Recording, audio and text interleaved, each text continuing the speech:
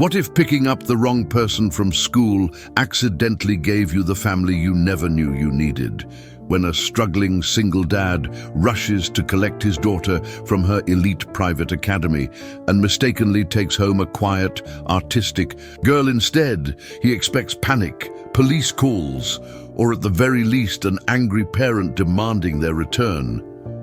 Instead, when the billionaire tech mogul mother finally tracks them down 3 hours later, she takes one look at her daughter's genuine smile, the first real one in months, and makes a shocking decision that changes 3 lives forever. She doesn't demand her daughter back. She asks if she can stay too.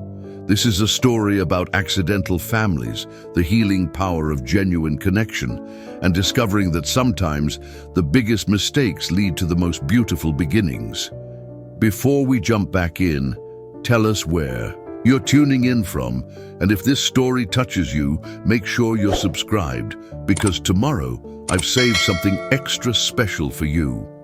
The afternoon rain drummed against the windshield of Asher Collins' 15-year-old Honda Civic as he pulled into the circular driveway of Willowbrook Academy, one of the most prestigious private schools in Northern California. His worn work boots squeaked against the brake pedal, and he couldn't help but feel like an imposter among the lineup of gleaming BMWs, Mercedes, and Teslas that filled the pickup lane.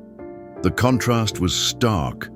His paint-splattered contractor, clothes and calloused hands against the backdrop of designer handbags and tailored suits worn by the other parents.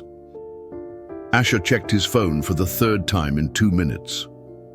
3:47 p.m. He was 17 minutes late, and his stomach churned with the familiar anxiety that had become his constant companion since becoming a single father 3 years ago. His daughter Sophie would be waiting, probably fidgeting with her backpack straps and scanning the pickup line for his familiar but embarrassingly modest car.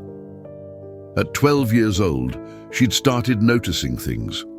How their apartment was smaller than her classmates' houses, how her clothes came from discount stores while theirs bore designer labels, how her dad picked her up in a decade-old sedan while her friends climbed into luxury SUVs. The scholarship that allowed Sophie to attend Willowbrook Academy was both a blessing and a burden. Academically, it was the opportunity of a lifetime. Small class sizes, incredible teachers, and resources that public schools could only dream of. Socially, it was a daily reminder of everything they couldn't afford.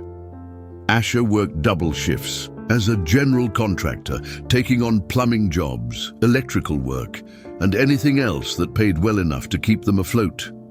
But it never felt like enough. The other parents talked casually about summer homes in Napa Valley and spring break trips to Europe, while Asher clipped coupons and calculated whether they could afford pizza on Friday nights. But Sophie was brilliant, truly brilliant. Teachers raved about her mathematical mind and her ability to solve complex problems that stumped older students. The scholarship coordinator had called her exceptional and once in a generation, terms that filled Asher with pride even as they highlighted how out of place he felt in this world of privilege and wealth. He wanted to give her everything, but some days it felt like he could barely give her enough. As he inched forward in the pickup line, Asher's mind wandered to the conversation he'd had with Sophie's guidance counselor the week before. Mrs. Henderson had mentioned that Sophie seemed withdrawn lately, quieter than usual, spending lunch periods alone with her books instead of socializing with her classmates. "She's an extraordinary student," Mrs. Henderson had said gently, "but she might benefit from some additional social connections. Sometimes the scholarship students struggle to find their place among their peers." The words had stung, not because they weren't true, but because they highlighted Asher's deepest fear, that despite all his sacrifices and efforts, he wasn't enough. He couldn't give Sophie the designer clothes or the expensive extracurricular activities that would help her fit in. He couldn't casually write checks for school fundraisers or volunteer during school hours because he was always working. He loved his daughter fiercely, but love didn't pay for piano lessons or gymnastics or the kind of birthday parties that her classmates threw in country club ballrooms. A sharp honk from behind jolted Asher back to the present. The line had moved forward, and he was holding up traffic. He accelerated quickly, his face flushing with embarrassment, as he caught the annoyed glance of a woman in a Range Rover through his rearview mirror. This was exactly the kind of moment that made him feel like he didn't belong here, like he was constantly one mistake away from revealing just how out of his depth he really was. Finally reaching the front of the line, Asher rolled down his window and waved toward the covered area where students waited for pickup. The rain had intensified, creating a curtain of water that made it difficult to see clearly. Through the downpour, he spotted a girl with shoulder-length, brown hair, wearing the school's distinctive navy blazer and plaid skirt. She was standing slightly apart from the other students, a large art portfolio clutched against her chest, her face turned downward as if she was studying something fascinating about the wet pavement. "Sophie!" he called out, raising his voice. Above the sound of the rain, the girl looked up, seemed to hesitate for a moment, then hurried toward the car. Asher leaned over to push open the passenger door, his mind already racing ahead to their evening routine. Homework at the kitchen table, a simple dinner, maybe a movie if they finished everything early. It wasn't much, but it was theirs. "Sorry, I'm late, sweetheart," he said, as the girl slid into the passenger seat, bringing with her the scent of rain and something else he couldn't identify. Expensive perfume, perhaps, or high-end hair products. Traffic was brutal, and I had to finish up this electrical job that ran longer than expected. You know how it is. The girl nodded quietly, settling her art portfolio carefully between her feet and buckling her seatbelt. Asher glanced over at her as he pulled away from the curb, noting that she seemed smaller than usual, more delicate somehow. Sophie had been going through a growth spurt lately, becoming all arms and legs like a young colt. But today, she seemed to have shrunk back into herself. "How was school today?" he asked, following their usual routine as he navigated through the maze of luxury vehicles leaving the academy grounds. "Did you get your math test back? I know you were worried about that geometry unit." Another quiet nod, but no verbal response. This wasn't entirely unusual. Sophie sometimes needed time to decompress after school, especially on days when the social dynamics felt particularly challenging. Asher had learned to give her space while still letting her know he was available if she wanted to talk. As they drove through the affluent neighborhood surrounding Willowbrook Academy, past manicured lawns and houses that looked like they belonged in architectural magazines, Asher found himself thinking about the future. Sophie would be starting high school in just 2 years, and the academic pressure would only intensify. He'd heard other parents talking about SAT prep courses that cost thousands of dollars, college consultants who charged more per hour than he made in a day, and summer programs at prestigious universities that were essentially mandatory for students, hoping to get into top colleges. The weight of it all pressed down on his shoulders like a physical burden. How could he possibly compete with parents who had unlimited resources and connections that opened doors before their children even knocked? How could he ensure that Sophie's brilliant mind would have every opportunity to flourish when he was already stretching every dollar just to keep them housed and fed? But as he glanced over at the quiet girl beside him, something stirred in his chest. A fierce protectiveness and determination that had carried him through 3 years of single parenthood. Sophie was worth every sacrifice, every double shift, every moment of feeling out of place among the wealthy families at her school. She was his daughter, his pride and joy, and he would move mountains to give her the best possible future, even if it meant he never quite fit into her world. What Asher didn't know, as he drove through the rain-soaked streets toward their modest apartment across town, was that the quiet girl sitting beside him wasn't Sophie at all. And in a few hours, when the truth was revealed, this simple case of mistaken identity would set in motion a chain of events that would change not just his life, but the lives of two other people who desperately needed exactly what he had to offer: a genuine heart, unconditional love, and the kind of family that money could never buy. 23 floors above the bustling streets of downtown San Francisco, Natalie Price stood at the floor-to-ceiling windows of her corner office, watching the same rain that had complicated Ash's school pickup create rivulets down the glass, like tears she never allowed herself to shed. The view from Price Technologies' headquarters was breathtaking, the Golden Gate Bridge emerging and disappearing through wisps of fog, the bay stretching endlessly toward the horizon, the city sprawling below like a circuit board of lights and possibilities. It was the kind of view that most people would kill for, the tangible proof of everything she'd built from nothing more than lines of code and relentless determination. But today, like most days lately, the view felt more like a prison than a prize. At 34, Natalie had achieved what most entrepreneurs only dreamed of. Her cybersecurity company, built from her Stanford dorm room with nothing but student loan money and an innovative algorithm she'd developed during a particularly brutal all-nighter, was now worth over $3 billion. Forbes had named her one of the youngest self-made billionaires in tech.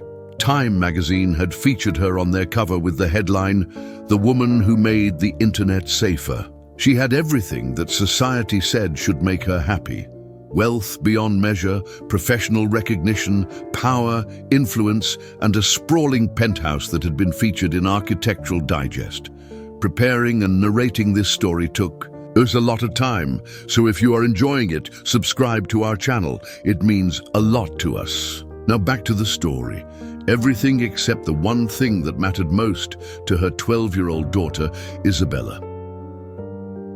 Natalie's reflection in the rain-streaked window showed a woman who looked polished and put together from the outside. Her dark hair pulled into a sleek chignon, her tailored Armani suit fitting perfectly, her makeup applied with the precision of someone who understood that image was part of the business.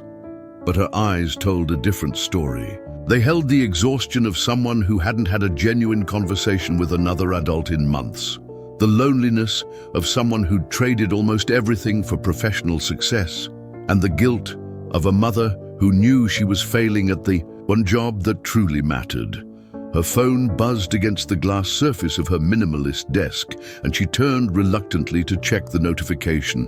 Another meeting request, another investor call, another opportunity that would require her attention and take her away from the one person who needed her most. She'd missed Isabella's art show last month because of an emergency board meeting. She'd had to send her assistant to parent-teacher conferences because she was in London launching their European expansion. She'd even missed Isabella's birthday dinner because a critical security breach at a major client required her immediate attention. Each missed moment felt like another brick in the wall that seemed to be growing between her and her daughter, and Natalie felt powerless to stop it. The irony wasn't lost on her. She'd built a company that protected millions of people from digital threats, but she couldn't protect her own daughter from the emotional neglect that came with having a workaholic mother. Isabella had started spending more and more time in her art studio at home, a converted bedroom where she painted and sketched and created worlds that didn't include her mother's constant absence. The few times they did spend together were awkward, filled with Natalie's clumsy attempts to connect and Isabella's polite but distant responses. Her daughter was slipping away from her, becoming a stranger in their shared but emotionally empty penthouse. The separation from Isabella's father hadn't helped matters. David had been a fellow Stanford student, brilliant in his own right, but lacking the ruthless drive that had propelled Natalie to the top of the tech world. When Isabella was 3, David had asked Natalie to scale back her growing company and focus on their family, or watch him leave with their daughter. He'd thought it would be an easy choice, that motherhood and love would triumph over ambition and success. He'd been wrong. Natalie had fought for joint custody and won, but David had been right about one thing. You couldn't build an empire and be present for bedtime stories. You couldn't revolutionize an industry and still make it to every soccer game. The demands of running a billion-dollar company meant that even when Isabella was with her, Natalie was usually distracted by calls, emails, and the constant pressure of staying ahead in an industry that moved at the speed of light. The worst, in part, was that Isabella had stopped complaining about it. 3 years ago, she'd begged her mother to come to school events, had cried when Natalie had to cancel their weekend plans, had pleaded for just one day where work wouldn't interrupt their time together. But lately, Isabella had stopped asking. She'd learned to expect disappointment, and her quiet acceptance of her mother's absence was somehow more heartbreaking than her previous protests had been.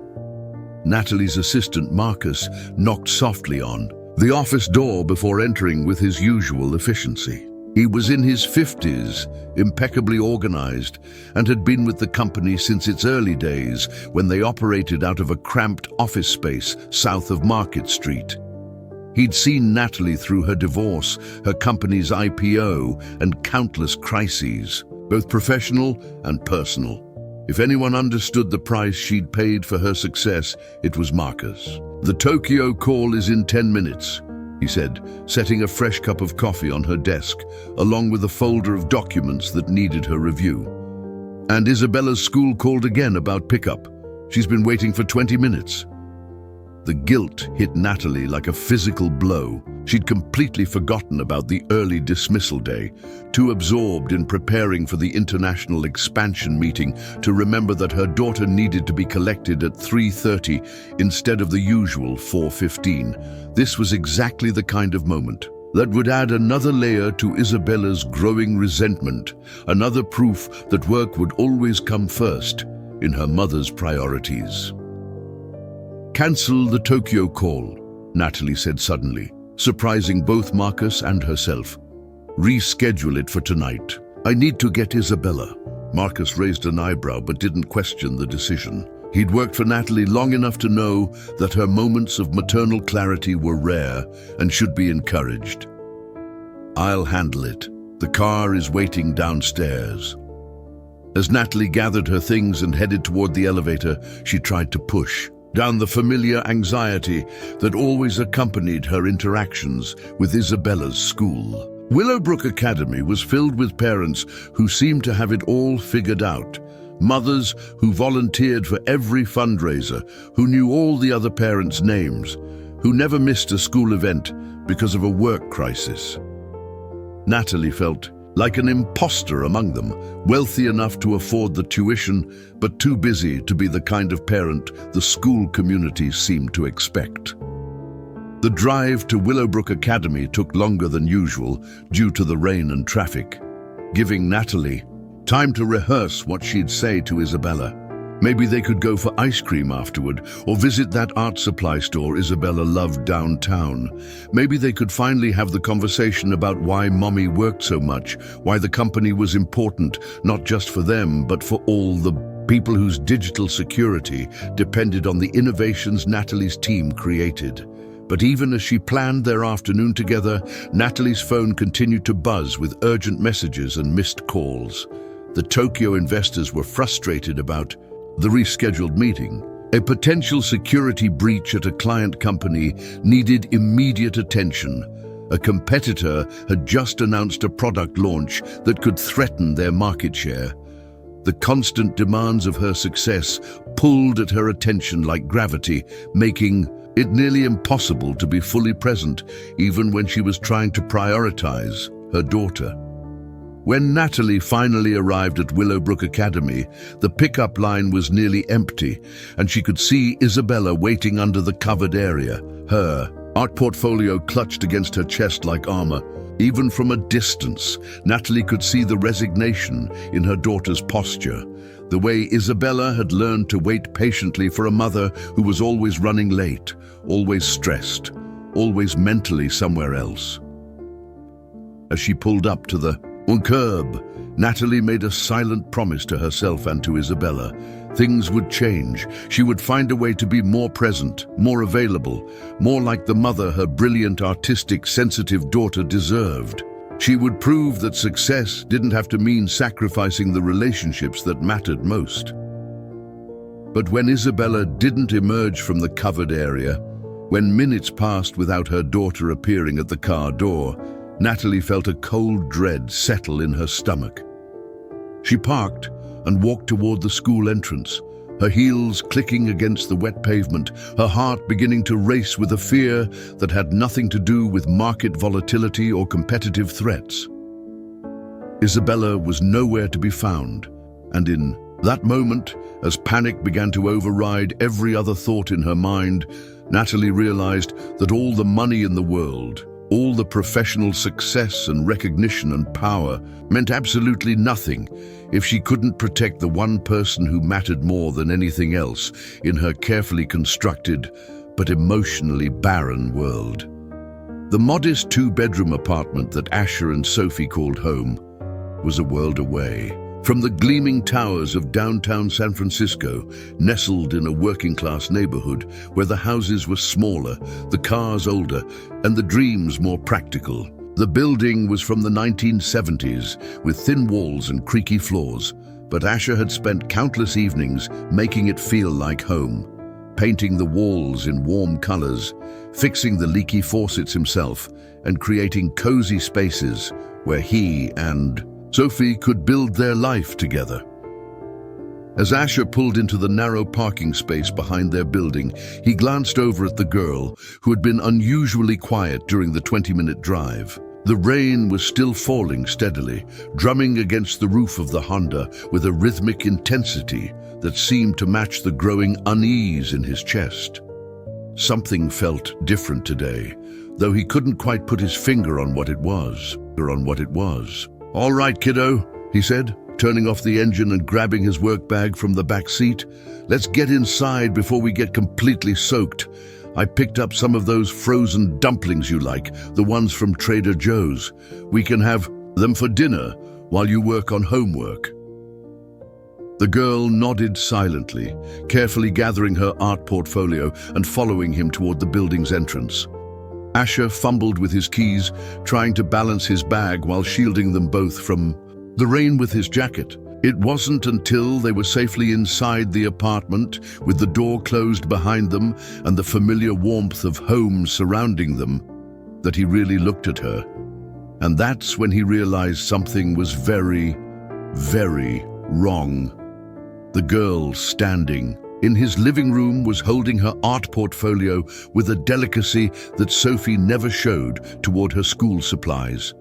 Her posture was straighter, more refined somehow, and when she looked around the apartment, there was a curious wonder in her eyes that didn't match Sophie's familiar comfort with their space. Most telling of all, when she smiled at him, a small, tentative expression. It wasn't Sophie's smile at all. "Oh my God," Asher breathed, the realization hitting him like a physical blow. "You're not Sophie." The girl, whoever she was, looked up at him with large, intelligent eyes that held a mixture of uncertainty and something that looked almost like relief. She shook her head slowly, her voice barely above a whisper when she finally spoke. "I'm Isabella," she said quietly. "Isabella Price. I think there might have been a mistake." Asher felt his knees go weak. He sank onto the edge of the couch, his mind racing through the implications of what had just happened. He had kidnapped someone's daughter. Accidentally, yes, but the police wouldn't care about his intentions when they came looking for a missing 12-year-old from one of the most expensive private schools in California. "Isabella," he repeated, trying to keep his voice calm, even as panic clawed at his chest. Where is my daughter Sophie? Do you know Sophie Collins?" Isabella nodded, setting down her art portfolio with careful precision. "She was in the library. She stays after school on Fridays to work on the computers because..." She paused, seeming to choose her words carefully. Because she said the ones at home are older. The innocent observation stung, not because it wasn't true, but because it highlighted once again the financial gap between Asher's world and the world Sophie inhabited at school. But there were more pressing concerns at the moment than his bruised, "Your pride, I need to call the school," Asher said, reaching for his phone with trembling hands. "They need to know where you are, and I need to find Sophie. Your parents must be worried sick." But even as he started to dial, Isabella's voice stopped him. "My mom probably doesn't know yet," she said matter-of-factly. "She's usually in meetings, until late. She might not even realize I'm supposed to be picked up today." There was something heartbreaking about the casual way Isabella stated this, as if her mother's absence was simply a fact of life she'd learned to accept. Asher looked at her more closely, taking in the expensive clothes, the perfectly styled hair, the subtle signs of wealth that he'd somehow missed in his rain-soaked confusion at the school. This was clearly a girl from a very different world than his own. "Well, someone needs to know where you are," Asher said, his contractor's practical nature taking over despite his panic. "What's your mom's phone number? Or your dad's?" Isabella recited a number from memory, and Asher dialed it with hands that were steadier than he felt. The phone rang once, twice, 3 times before going to voicemail. A professional, polished voice informed him that he'd reached Natalie Price, CEO of Price Technologies, and invited him to leave a detailed message. "Ms. Price," Asher said after the beep, his voice strained with anxiety. "This is Asher Collins. There's been a mistake. I accidentally picked up your daughter Isabella from Willowbrook Academy instead of my daughter Sophie. Isabella is safe. She's with me, but I thought you should know. Please call me back as soon as you get this." He rattled off his phone number twice and hung up. The silence that followed was heavy with implications. Asher looked at Isabella, who was standing in the middle of his modest living room, like a delicate piece of art that had been accidentally delivered to the wrong gallery. She was clearly expensive. Everything about her, from her perfectly fitted school uniform to her high-quality art supplies, spoke of money and privilege. And here she was, in his threadbare apartment with its second-hand furniture and the lingering smell of the paint he'd used to cover water stains on the ceiling. "Are you hungry?" Asher asked, because it seemed like the most normal thing he could think of to say. "I could make you a snack while we wait for your mom to call back." Isabella nodded, and something in her expression shifted. For the first time, since they'd entered the apartment, she looked less like a lost princess and more like what she was, a 12-year-old girl who had just been through a confusing and potentially frightening experience. "Could I see your kitchen?" she asked, and there was genuine curiosity in her voice. "I mean, if that's okay." Asher led her to the small galley kitchen, which was clean, but clearly showing its age. The appliances were from the previous decade. The countertops were laminate instead of granite, and the whole space could probably fit inside the walk-in pantry of the kind of house Isabella was likely used to. But Isabella looked around with interest, not judgment. "Do you cook a lot?" she asked, running her fingers along the edge of the counter. "Every day," Asher replied, pulling a bag of pretzels from the cabinet and setting it on the counter along with 2 glasses of water. "It's cheaper than eating out, and Sophie and I like to try new recipes sometimes. Nothing fancy, but we make it work." Isabella accepted the snack gratefully, and as she ate, Asher found himself studying her more carefully. Despite her expensive clothes and obvious privilege, there was something lonely about her, a quality that reminded him uncomfortably of Sophie's recent withdrawal. Both girls seemed to be carrying weights that were too heavy for their young shoulders, just in very different ways. "Can I ask you something?" Isabella said suddenly, her voice hesitant. "Of course. When you picked me up from school, you seemed really happy to see me, like genuinely happy. Even though you thought I was Sophie, you were smiling and asking about my day and—" She trailed off, looking down at her hands. Asher felt his heart clench. "That's what parents are supposed to do, sweetheart. We're supposed to be happy to see you, to care about your day, to want to know how you're doing." Isabella looked up at him with eyes that seemed far too old for her 12 years. "My mom is really busy," she said quietly. "She's very important. She's saving the world from cyber attacks and stuff. She doesn't really have time for asking about my day." The matter-of-fact way she said it, without anger or self-pity, somehow made it worse. Asher had seen this before in some of Sophie's classmates. Children who had learned to accept emotional neglect as the price of their parents' success. He sat down across from Isabella at the small kitchen table, searching for the right words. "I'm sure your mom loves you very much," he said carefully. "Sometimes adults get so focused on work that they forget the most important things are right in front of them." Isabella nodded, but her expression suggested she'd heard similar explanations before. "She missed my art show last month and my birthday dinner. Marcus, that's her assistant, he came to my parent-teacher conference instead of her." Each revelation was like a small knife to Asher's heart. This girl, with all her material advantages, was starving for the very thing he tried to give Sophie every day: attention, presence, the simple knowledge that she mattered more than anything else in the world. Before he could respond, his phone rang with a number he didn't recognize. His heart leaped into his throat as he answered. "Hello?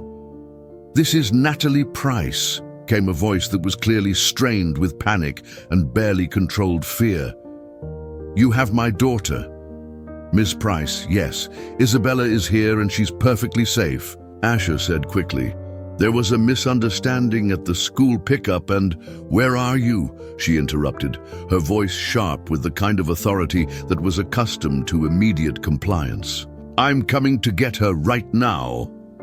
Asher gave her his address, and she hung up without another word. He looked at Isabella, who had heard enough of the conversation to understand that her time in this strange, warm little apartment was about to come to an end. "She's coming to get you," he said gently. Isabella nodded, but for just a moment he could have sworn he saw disappointment flicker across her face. And in that instant, Asher realized that this accidental encounter was about to become something much more significant than a simple case of mistaken identity. 3 lives were about to collide in ways that none of them could possibly anticipate, and the reverberations would change everything. Natalie Price's hands gripped the steering wheel of her midnight blue Tesla Model S with white-knuckled intensity as she navigated through the unfamiliar streets of Asher's neighborhood. The GPS had guided her away from the gleaming towers and manicured landscapes of downtown San Francisco through increasingly modest residential areas where the houses grew smaller and closer together, where corner markets replaced boutique shops, and where the carefully curated perfection of her usual world gave way to something more authentic and lived in. This was not a part of the city she ever had reason to visit. Her penthouse, her office, Isabella's school, the country club where she occasionally met clients, all of these existed in a bubble of affluence that rarely required her to venture beyond the invisible boundaries of wealth and privilege. But now, driven by a mother's desperation and the overwhelming need to hold her daughter again, she found herself entering a world that felt foreign and somehow more real than anything she'd experienced in years. The address led her to a modest apartment complex built sometime in the 1970s, its beige stucco exterior weathered but well-maintained.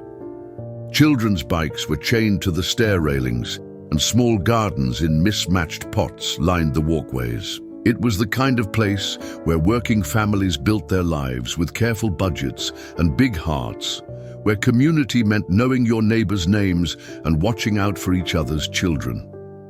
Natalie parked her Tesla between a 15-year-old Honda Civic and an even older pickup truck, the luxury vehicle looking absurdly out of place in the humble setting. As she stepped out of the car, her designer heels clicking against the asphalt, she became acutely aware of how she must appear to anyone watching. A wealthy woman in an expensive suit, clearly out of her element, probably looking down on everything around her. But the truth was quite the opposite. As she climbed the exterior stairs to apartment 2B, Natalie felt something she hadn't experienced in years, a sense of authenticity, of real life being lived without pretense or performance. The sounds drifting from the various apartments weren't the careful silence of her penthouse building, where everyone was too polite or too busy to acknowledge each other's existence. Here she could hear laughter, conversations in multiple languages, the sounds of families actually living together. When she reached the door marked 2B, Natalie paused for a moment, her hand raised to knock. Through the thin walls, she could hear voices. A man's voice, warm and patient, and Isabella's voice, more animated than Natalie had heard it in months. Her daughter was talking, actually engaging in conversation, and the sound sent an unexpected pang through Natalie's chest. She knocked, and the voices inside immediately quieted. Footsteps approached the door, and then it opened to reveal a man in his early 30s with kind eyes, work-roughened hands, and paint stains on his jeans. This was clearly the contractor who had accidentally taken her daughter, and Natalie's first instinct was to demand Isabella back and leave immediately. But then Isabella appeared behind him, and Natalie's breath caught in her throat. Her daughter was smiling. Not the polite, practiced smile she'd learned to wear at school functions and family gatherings, but a genuine, unguarded expression of contentment. Her usually perfect hair was slightly mussed, as if she'd been comfortable enough to relax her rigid posture. Most remarkably, her shoulders weren't carrying their usual tension, the subtle stress that Natalie had noticed building over the past months, but hadn't known how to address. "Mom," Isabella said, and there was surprise in her voice, but not the relief Natalie had expected. "You came really fast." "Of course I came fast," Natalie replied, stepping into the apartment and immediately pulling Isabella into a fierce hug. "I was terrified. When I got to school and you weren't there." She couldn't finish the sentence, the memory of that panic, still too fresh and raw. Over Isabella's shoulder, Natalie took in the apartment's interior. It was small, probably a quarter the size of her penthouse, but it radiated warmth in a way her expensive home never had. The furniture was clearly second-hand, but well cared for, arranged to maximize the limited space while creating cozy areas for conversation and relaxation. Children's artwork was displayed on the refrigerator with pride, and books were stacked on every available surface, not the leather-bound volumes that decorated her penthouse for show, but well-worn paperbacks that had clearly been read and reread. "Ms. Price," Asher said quietly, and she could hear the nervousness in his voice. "I'm so sorry about this mix-up. I know how frightening it must have been for you. Isabella has been perfectly safe, and I've been trying to reach the school to find out where my daughter Sophie is." Natalie released Isabella from the hug, but kept her hands on her daughter's shoulders, as if physical contact could somehow prevent her from disappearing again. "What exactly happened?" she asked, her voice sharper than she intended. Asher explained the confusion at the pickup line, the rain that had made visibility poor, his assumption that Isabella was Sophie. As he spoke, Natalie found herself studying him more carefully. There was something genuine about him, an authenticity that she rarely encountered in her professional world. He wasn't trying to impress her or manage the situation for his own benefit. He was simply a concerned parent who had made an honest mistake and was genuinely worried about both children involved. "Have you been able to reach the school?" Natalie asked, her business executive instincts taking over. "We need to make sure Sophie is safe and knows where to go." "I've left 3 messages, but the main office is closed for the day," Asher replied. "I'm hoping she's still in the library where Isabella saw her. Sophie sometimes stays late to use the computers for homework." The casual mention of Sophie staying late to use school computers because the ones at home were older struck Natalie with unexpected force. She lived in a world where technology was constantly upgraded, where the latest devices were simply tools of convenience rather than precious resources. The idea that a brilliant child might be limited by her family's financial constraints was both foreign and heartbreaking to her. "I could call the school," Natalie offered. "Sometimes they respond more quickly to certain inquiries." She didn't say it explicitly, but they all understood. Her wealth and influence could open doors that remained closed to working-class parents. But before Asher could respond, Isabella spoke up. "Mom, Mr. Collins made me a snack," and he showed me his kitchen. "Did you know he cooks dinner every night? Real cooking, not just ordering from restaurants." There was wonder in Isabella's voice, as if the concept of daily home cooking was as exotic to her as space travel. Natalie realized with a sinking feeling that her daughter was right. Their meals were almost always catered affairs, restaurant deliveries, or prepared foods heated in their gourmet kitchen by their housekeeper. When was the last time Natalie had actually cooked something for Isabella herself? That's very nice," Natalie said weakly, unsure how to respond to her daughter's enthusiasm for something so ordinary, yet apparently foreign to their own lives. "And look," Isabella continued, pulling her mother toward a small dining area where her art portfolio lay open on the table. "Mr. Collins asked about my art. He wanted to see what I've been working on." Natalie looked down at the portfolio and felt another stab of guilt. She couldn't remember the last time she'd asked to see Isabella's artwork, despite knowing how passionate her daughter was about painting and drawing. Isabella's schedule was managed by their household staff.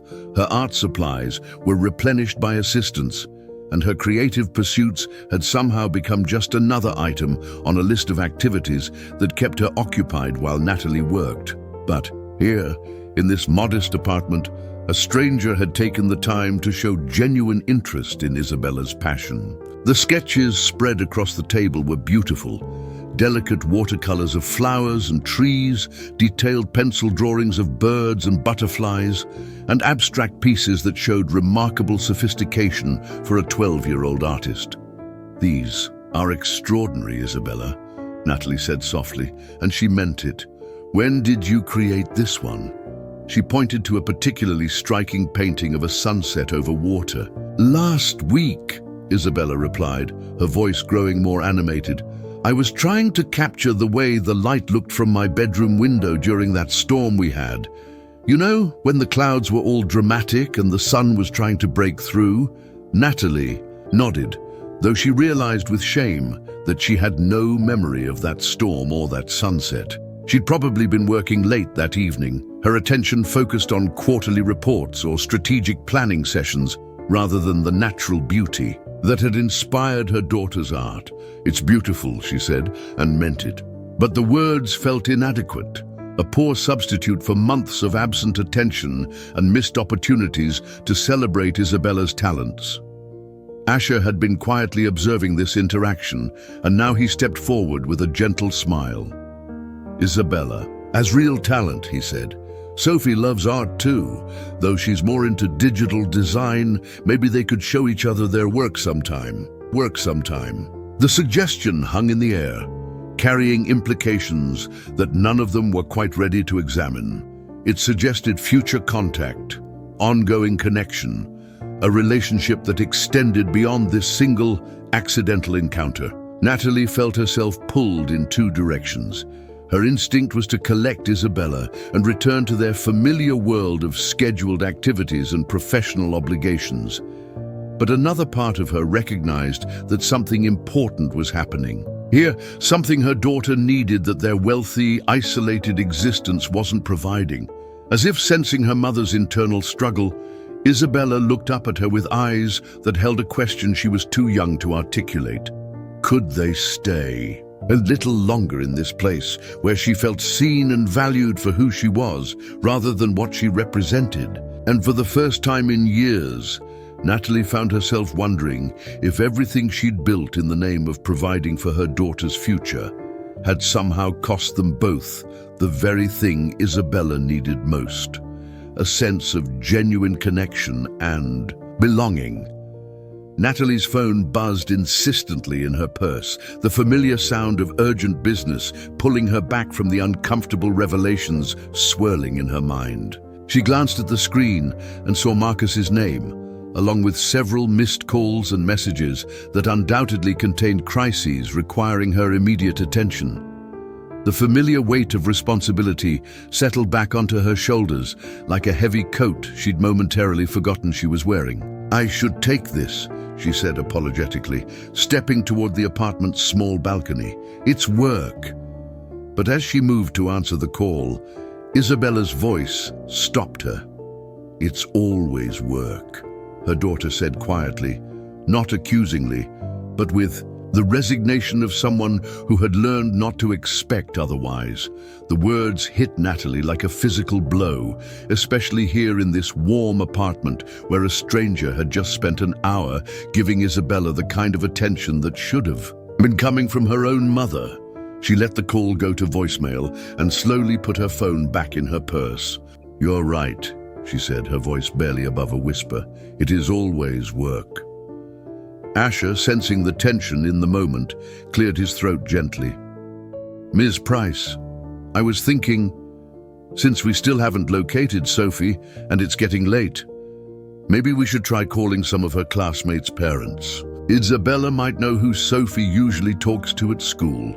Natalie seized on this practical suggestion, grateful for something concrete to focus on rather than the emotional minefield she'd been navigating. "Of course, that's a good idea. Isabella, do you know Sophie's friends?" Isabella shifted uncomfortably, her earlier animation fading slightly. "Sophie doesn't really. She kind of keeps to herself at school. She's really smart, but she's in different classes than most of the other kids our age because of the advanced program." "What about at lunch or during free periods?" Natalie pressed, her business-focused mind trying to solve this problem efficiently. "She usually goes to the library," Isabella said softly. "Sometimes I see her there, reading or working on the computers. She's always by herself, but she seems to like it that way." The description painted a picture that made Asher's face tighten with concern. He'd known Sophie was struggling socially at Willowbrook, but hearing it confirmed by another student made his worst fears feel more real. His brilliant, wonderful daughter was isolated at school, spending her days surrounded by wealth and privilege she couldn't share, trying to find her place in a world where she didn't quite belong. "Maybe I should just go back to the school and check the library," Asher said, running his hand through his hair anxiously. "If she's still there, she's probably worried about where I am." "I'll drive you," Natalie said immediately, the executive in her taking charge of the situation. "My car is faster, and I can call the school's after-hours security line on the way." But even as she made this practical offer, Natalie felt her phone buzzing again, reminding her of the meetings she was missing, the decisions that were being made without her input, the carefully orchestrated machinery of her business empire that required her constant oversight. The tension between her roles as CEO and mother felt particularly acute in this moment, with Isabella watching her every move for signs of which priority would win out. "Actually," Asher said, studying Natalie's face with unexpected perceptiveness, "maybe it would be better if Isabella stayed here while we go look for Sophie. That way, if she comes back to the apartment looking for me, someone will be here." It was a practical suggestion, but Natalie's immediate reaction was pure protective instinct. "Absolutely not. I'm not leaving Isabella with someone I just met, no matter how nice you seem." The words came out harsher than she intended, and she saw both Asher and Isabella flinch slightly. She'd just insulted the man who had cared for her daughter for hours, fed her, shown interest in her art, and created the first genuine smile Natalie had seen on Isabella's face in months. "Mom," Isabella said quietly, "Mr. Collins is really kind. He made me feel safe when I was scared about being in the wrong place." "I'm sure he is," Natalie replied, her voice tight with the stress of trying to maintain control in a situation that felt increasingly beyond her management. "But I don't know him, and I'm not comfortable leaving you with a stranger." "But you leave me with strangers all the time," Isabella said, and there was no anger in her voice, just a matter-of-fact observation that cut deeper than any accusation could have. "You leave me with babysitters and tutors and drivers and people at after-school programs. At least Mr. Collins actually talked to me." The truth in Isabella's words created a silence that stretched uncomfortably through the small apartment. Natalie realized that her daughter was right. She regularly entrusted Isabella's care to paid employees, people whose qualifications she'd verified through background checks and references, but whom she often knew less personally than she now knew Asher Collins. Asher, clearly uncomfortable with the family tension his presence had inadvertently created, spoke carefully. "I understand your concerns, Ms. Price. As a parent, I'd feel the same way. Why don't we all go together?" "We can. Take both cars. That way Isabella stays with you, and we can split up to search more efficiently if needed." It was a reasonable compromise, and Natalie felt herself nodding before she'd fully processed the suggestion. But as they prepared to leave, her phone rang again, and this time the caller ID showed her board chairman's name. This wasn't a call she could ignore. The board was meeting an emergency session about a potential acquisition that could affect thousands of jobs and millions of dollars in company value. "I have to take this," she said, and the old familiar panic crept into her voice. "It's the board chairman. There's a situation with a major deal, and if I don't—" "Mom." Isabella's voice was quiet but firm. "Sophie is missing. Isn't that more important than another meeting?"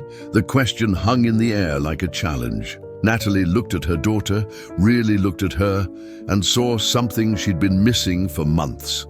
Isabella wasn't just asking about this moment. She was asking about all the moments when work had come first, when business crises had taken precedence over birthday dinners and art shows, and the simple daily question of how her daughter's day had gone. Asher watched this exchange with growing understanding. He recognized the look on Natalie's face because he'd seen it in his own mirror during the first months after Sophie's mother had left them. The overwhelming weight of responsibility, the impossible choice between providing for his daughter's future and being present for her childhood, the constant fear that he was failing at the one job that mattered most. "The call can wait," he said gently. "Finding Sophie can't." Natalie looked at him in surprise. In her world, suggesting that business could wait for personal matters was practically heretical. Her success had been built on being available 24 hours a day, on treating every crisis as if the company's survival depended on her immediate response. But looking at Isabella's face, seeing the hope and disappointment warring in her daughter's eyes, Natalie made a choice that surprised everyone in the room, including herself. She declined the call and put her phone on silent. "You're right," she said, her voice shaky with the magnitude of what she'd just done. "Finding Sophie is more important." Isabella's face lit up with an expression of such pure surprise and joy that Natalie felt her heart crack a little. When had her daughter stopped expecting her mother to choose her over work? When had Isabella learned to settle for being second priority in her own mother's life? "Really?" Isabella asked, as if she couldn't quite believe it. "Really?" Natalie confirmed, and for the first time in years, she felt like she was making a decision as a mother rather than as a CEO. "Let's go find Sophie." As they gathered their things and prepared to leave the apartment, Natalie caught Asher looking at her with something that might have been approval. It was a small thing, this decision to prioritize a missing girl over a board meeting, but it felt like the first step toward becoming the kind of mother Isabella deserved. The kind of mother she'd always meant to be, before success and ambition. And the intoxicating drug of being indispensable had gradually stolen her attention away from the person who needed her most. And as they headed out into the evening to search for Sophie, Natalie found herself thinking that maybe, just maybe, this accidental encounter was exactly what both she and Isabella had needed. A reminder that the most important things in life couldn't be scheduled into calendar appointments or delegated to assistants. They had to be lived, moment by moment, choice by choice, with the people who mattered most. The ride back to Willowbrook Academy in Natalie's Tesla was unlike any car trip Isabella could remember taking with her mother. Instead of Natalie conducting conference calls through the car's Bluetooth system or dictating emails to her voice assistant, she was actually present, asking questions, listening to answers, and engaging in the kind of conversation that Isabella had almost forgotten they used to have. "Tell me about Sophie," Natalie said, as they followed Asher's Honda through the tree-lined streets toward the school. "What's she like?" Isabella considered the question carefully, twisting a strand of hair around her finger the way she did when she was thinking deeply. "She's really smart, like scary smart. The teachers are always talking about how gifted she is. But she's also really quiet at school. I think she feels different from everyone else." "Different how?" Natalie asked, though she was beginning to understand the answer. "Well, most of the kids at Willowbrook, their families have a lot of money. They talk about vacations to Europe and private tennis lessons and stuff like that. Sophie never talks about any of that. She just focuses on her schoolwork and tries not to stand out." Natalie felt a familiar knot forming in her stomach, the same feeling she'd had when she was Isabella's age, a scholarship student at an elite prep school where she'd never quite fit in despite her academic achievements. She'd channeled that feeling of being an outsider into fierce determination to succeed, to prove that she belonged in any room she entered. But for a 12-year-old girl, the isolation must feel overwhelming. "Do you ever talk to her?" Natalie asked. "Sometimes," Isabella admitted. "We're both in the advanced art program, so we see each other in the studio. She's really good at digital design. She creates these amazing graphics on the computer. But she always seems like she's in her own world, you know? Like she's thinking about things the rest of us aren't even aware of." As they pulled into the school parking lot, Natalie noticed that Asher's old Honda looked even more out of place among the luxury vehicles that still dotted the lot. Parents arriving for evening events, late pickups from after-school activities, the casual display of wealth that was simply part of Willowbrook's culture. She wondered how many times Asher had felt the weight of that contrast, how many times Sophie had noticed the difference between her family's circumstances and those of her classmates.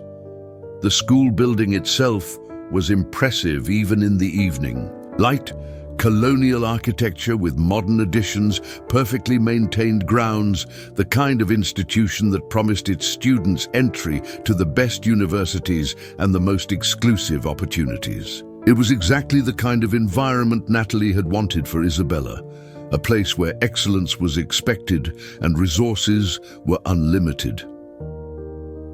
But as she watched Asher park his car and walk toward them with visible anxiety etched across his face, she began to wonder if she'd been measuring success by the wrong metrics. Asher clearly adored his daughter, was present in her life in ways that Natalie had never managed to be with Isabella, and had created a home filled with warmth and genuine connection.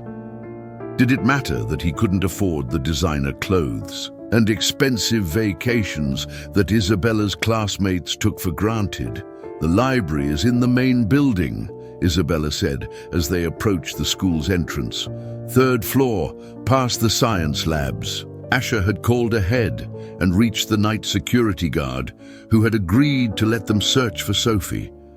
The guard, a kind man in his 60s named Frank, met them at the main entrance with a ring of keys and a concerned expression.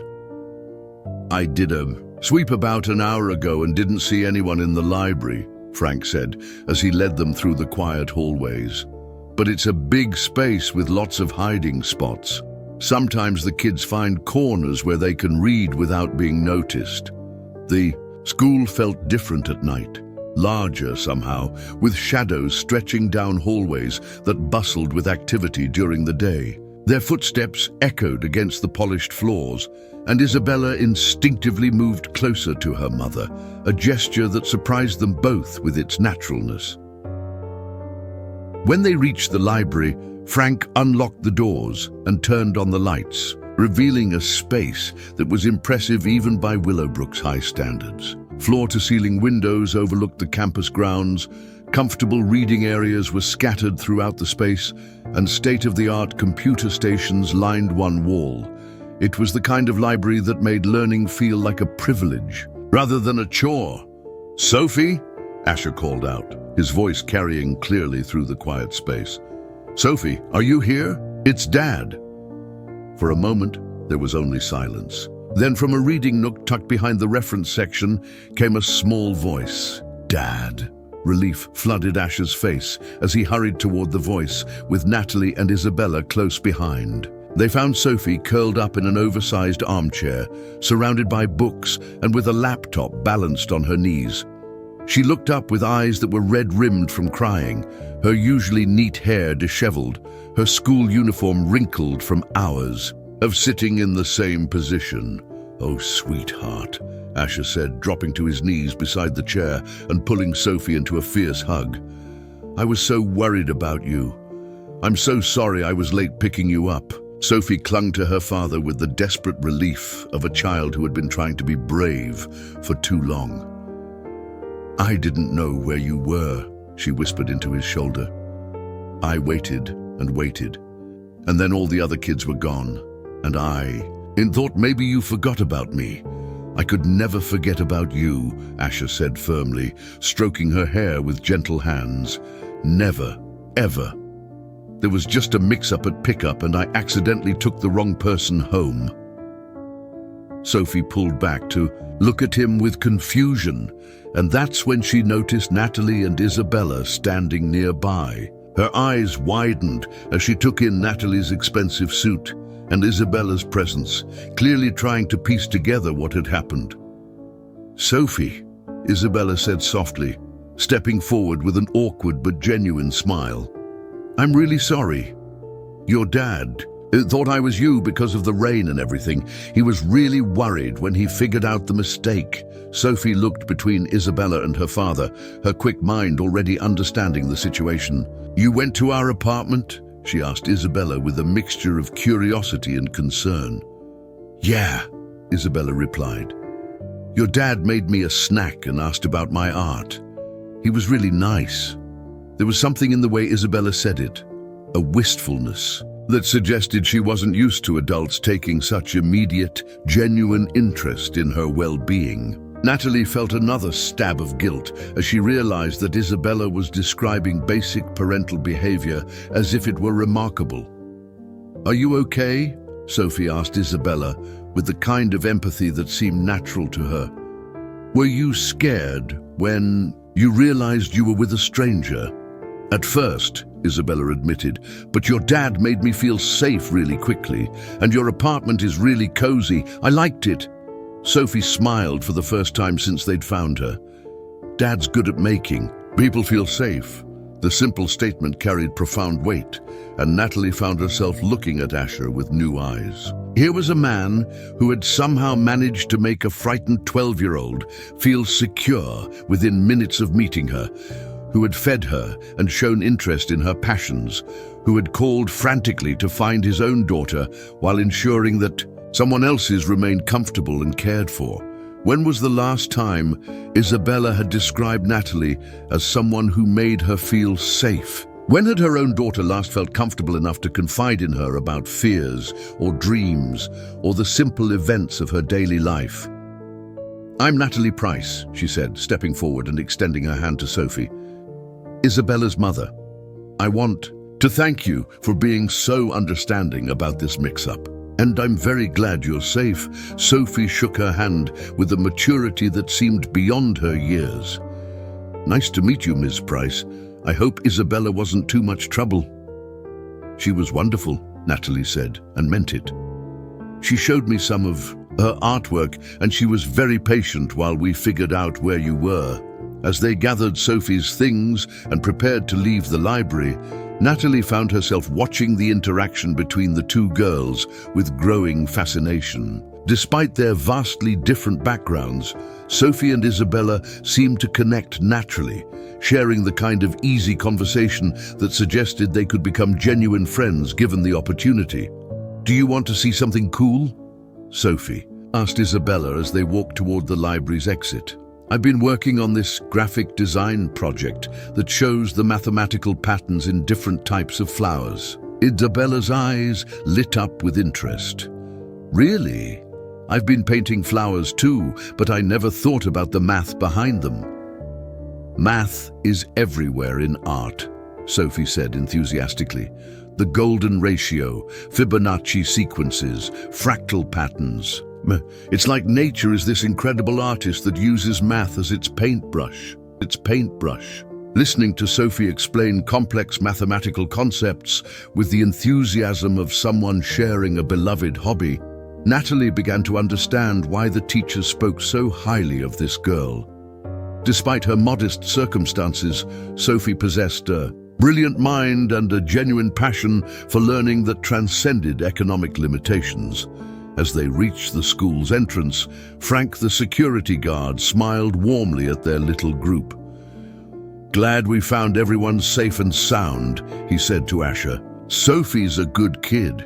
She was very polite when I checked on her earlier, told me she was working on homework and would be fine until her dad arrived." "She's very independent," Asher said with obvious pride, ruffling Sophie's hair affectionately. "Sometimes too independent for her own good." Standing in the school's entrance, with the evening light fading outside and two 12-year-old girls chattering excitedly about the intersection of art and mathematics, Natalie felt something shift inside her chest. For the first time in years, she was part of a moment that wasn't scheduled or managed or designed to achieve a specific outcome. She was simply present, listening to her daughter engage with ideas and people in a way that revealed parts of Isabella's personality that Natalie had never seen before. And in that moment, she began to understand that perhaps the most valuable education Isabella could receive had nothing to do with prestigious schools or exclusive opportunities. Maybe what her daughter needed most was exactly what Sophie seemed to have in abundance. A parent who was genuinely present, who celebrated her interests and supported her dreams, who made her feel seen and valued for who she was rather than what she might become. As they stood in the school parking lot, preparing to say goodbye and return to their separate worlds, Sophie looked up at her father with the kind of earnest expression that always preceded her most important questions. "Dad," she said quietly, "could Isabella maybe come over for dinner sometime? I want to show her the mathematical art program I've been working on, and she could show me her painting techniques." The simple request hung in the evening air like a bridge neither family had expected to encounter. Asher glanced at Natalie, unsure how a billionaire tech mogul would respond to an invitation to their modest apartment. Natalie, for her part, found herself facing a choice that felt more significant than any business decision she'd ever made. Natalie began, then stopped, looking down at Isabella's hopeful face. Her daughter's eyes held an expression she hadn't seen in months.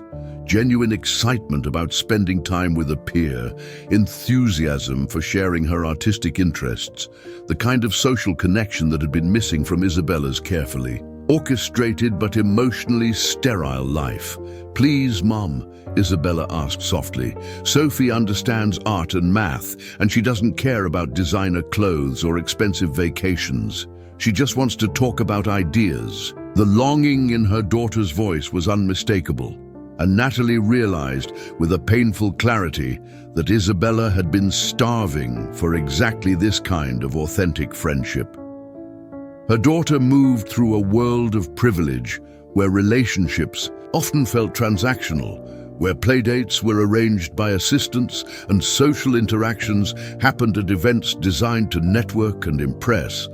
But here was an opportunity for something real, something based on shared interests and genuine connection rather than social status. Of course, Natalie heard herself saying. The words emerging before her rational mind could catalogue all the reasons why this was complicated.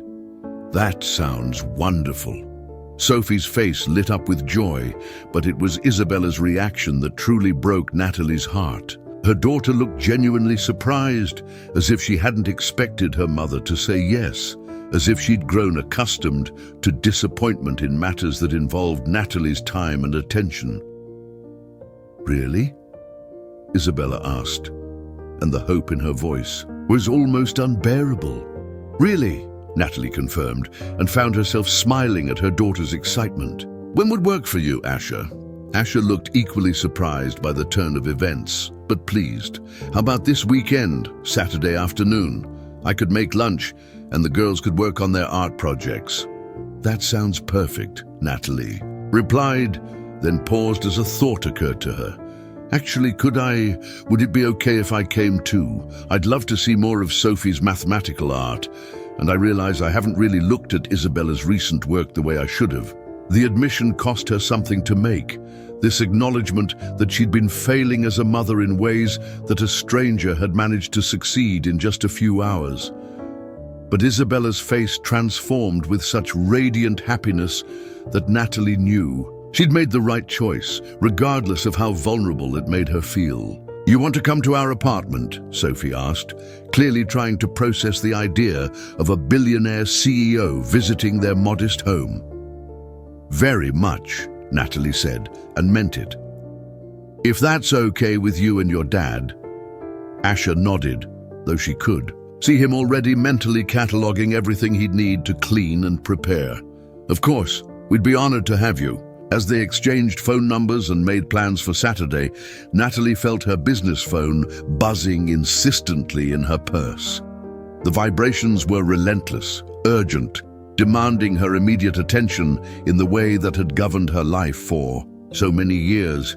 But for the first time she could remember, the pull of work felt less compelling than the conversation happening right in front of her. "Mom," Isabella said suddenly, looking at her with eyes that seemed to see straight through to her soul. "Your phone is buzzing."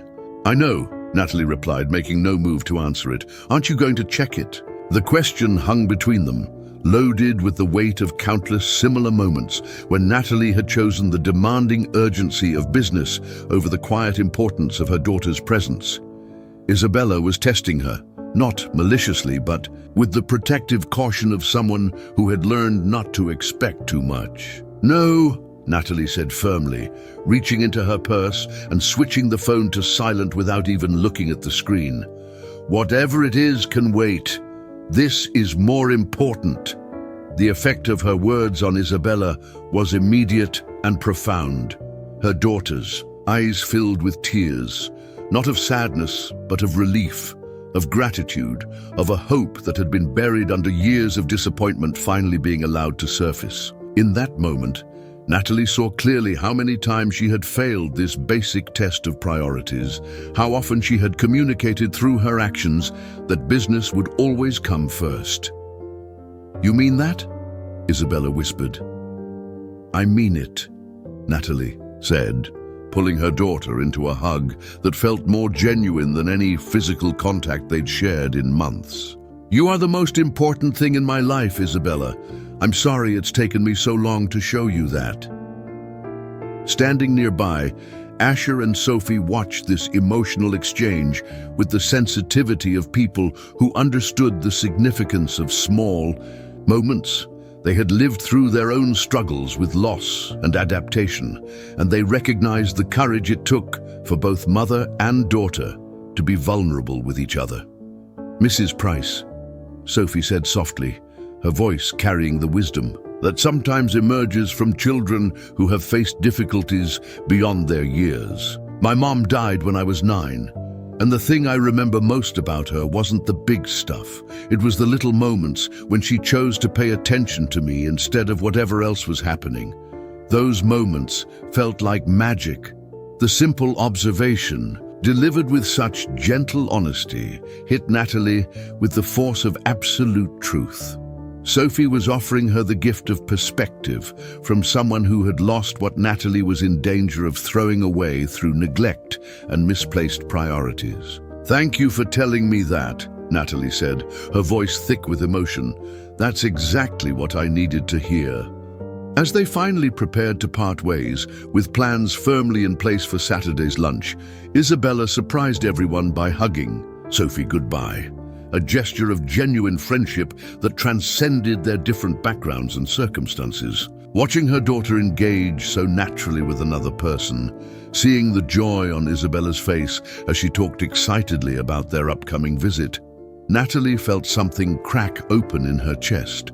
For years, she had told herself that working so hard was for Isabella's benefit, that building a business empire was her way of ensuring her daughter's future security and opportunities. But standing in this school parking lot, watching Isabella beam with happiness over the simple prospect of sharing lunch and art projects with a new friend, Natalie realized that she had been giving her daughter everything except what she actually needed. Isabella didn't need more money or grander opportunities or a more successful mother.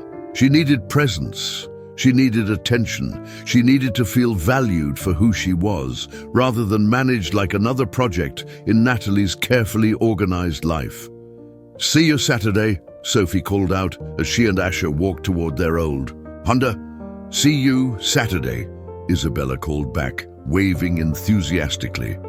As Natalie and Isabella got into the Tesla for the drive home, the silence between them felt different than it had that morning. Instead of the awkward distance that had characterized their relationship for months, there was a tentative warmth, a sense of possibility that hadn't existed before.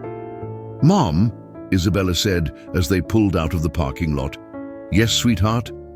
Thank you for turning off your phone." The simple statement contained multitudes: gratitude, hope, and the beginning of trust that perhaps things could be different between them. Natalie reached over and squeezed her daughter's hand, feeling the fragile start of the connection she had been too busy to nurture. "Thank you for reminding me what matters most," she replied. And as they drove through the evening streets toward their penthouse, Natalie found herself thinking not about the meetings she'd missed or the calls she'd ignored, but about Saturday afternoon and the chance to see her daughter through the eyes of people who had already recognized Isabella's worth in ways that Natalie was only beginning to understand. For the first time in years, she was looking forward to something that had nothing to do with business success and everything to do with the simple joy of being present for the person who mattered most. Saturday afternoon arrived with the kind of crisp autumn sunshine that made everything feel possible. Natalie had spent the morning in a state of nervous energy that was completely foreign to her. Not the sharp anxiety of business pressure, but the flutter of anticipation mixed with uncertainty that came from stepping outside her comfort zone in pursuit of something genuinely important. She had changed clothes 3 times, torn between wanting to look approachable and not wanting to appear condescending by dressing down too obviously. Finally, Isabella had appeared in her doorway with an amused smile and suggested dark jeans and a simple sweater. "You know, Mom, like a normal person wears on weekends."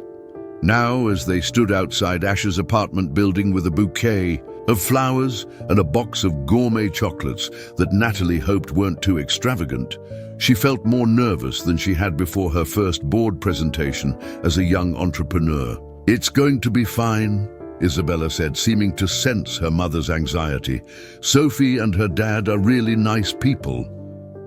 "I know," Natalie replied, though she wasn't entirely sure what she was nervous about. Perhaps it was the prospect of being evaluated not as a CEO or a business leader, but simply as a person, and potentially being found wanting. Asher answered the door with Sophie beside him, both wearing welcoming smiles that immediately put Natalie at ease. The apartment smelled like something wonderful was cooking, and she could see through the kitchen doorway that the small dining table had been set with care, complete with a mason jar filled with wildflowers as a centerpiece. "Welcome," Asher said warmly, accepting the flowers with genuine pleasure. "These are beautiful, thank you, and you really didn't need to bring anything." "I wanted to contribute something," Natalie said, then paused as she really looked around the apartment in daylight. What struck her wasn't what was missing. The expensive furniture, the designer accessories, the status symbols that filled her own home. But what was present? Every surface held evidence of a life being actively lived. Sophie's artwork, displayed on the refrigerator with obvious pride. Books stacked on tables and shelves with bookmarks protruding from multiple volumes, a chess set mid-game on the coffee table, and photographs that captured genuine moments of joy rather than posed perfection. "Sophie's been working on something special to show you," Asher said, leading them toward a corner of the living room that had been converted into a makeshift art studio. "She's been up since dawn putting the finishing touches on it." The corner workspace was ingenious in its efficiency. A desk made from a door and filing cabinets, walls covered with corkboard for displaying work in progress, and shelves constructed from boards and brackets that held art supplies organized with military precision. It was the kind of creative space that maximized limited resources through ingenuity and love, and Natalie found herself more impressed by its thoughtful design than she had ever been by the expensive art studios she'd seen in her wealthy friends' homes. "Mrs. Price," Sophie said, her voice carrying a mixture of excitement and nervousness, "I wanted to show you something that combines Isabella's love of flowers with the mathematical concepts I've been exploring." She led them to a computer screen that displayed what could only be described as digital magic. Sophie had created a program that generated botanical illustrations based on mathematical formulas, with each flower's petals following Fibonacci sequences, their colors shifting according to algorithmic patterns, and their growth animated to show the mathematical principles underlying natural beauty. "Sophie," Natalie breathed, genuinely awestruck. "This is extraordinary. This is the kind of innovative thinking that major tech companies would pay millions to develop."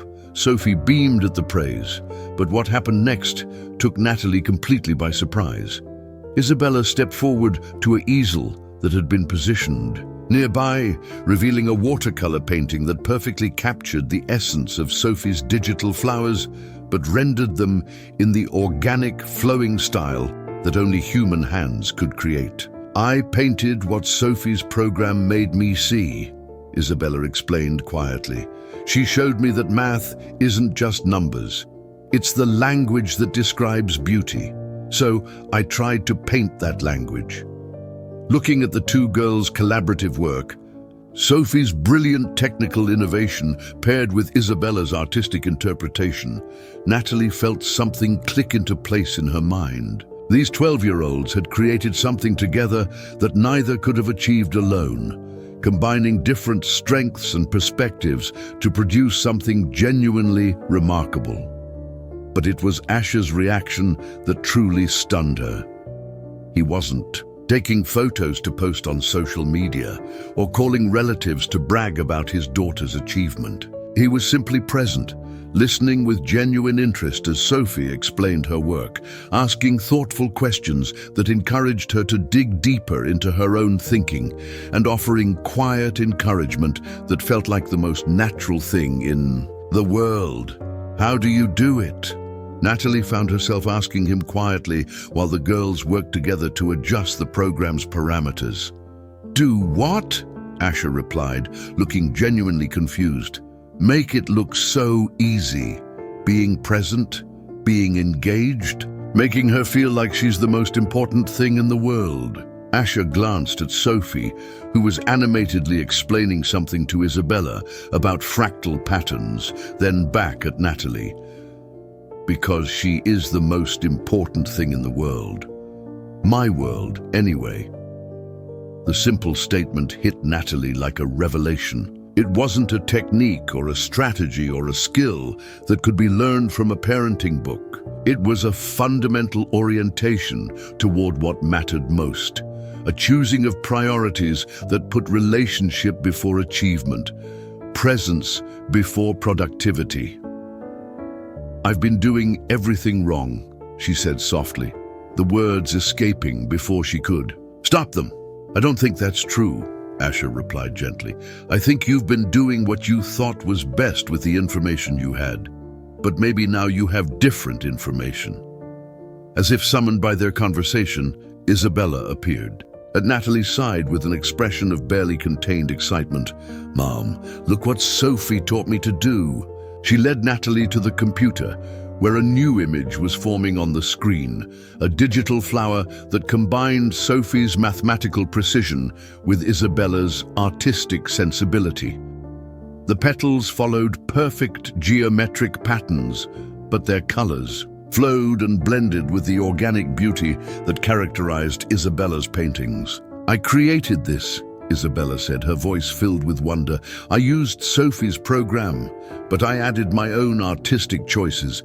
It's like speaking in two languages at the same time."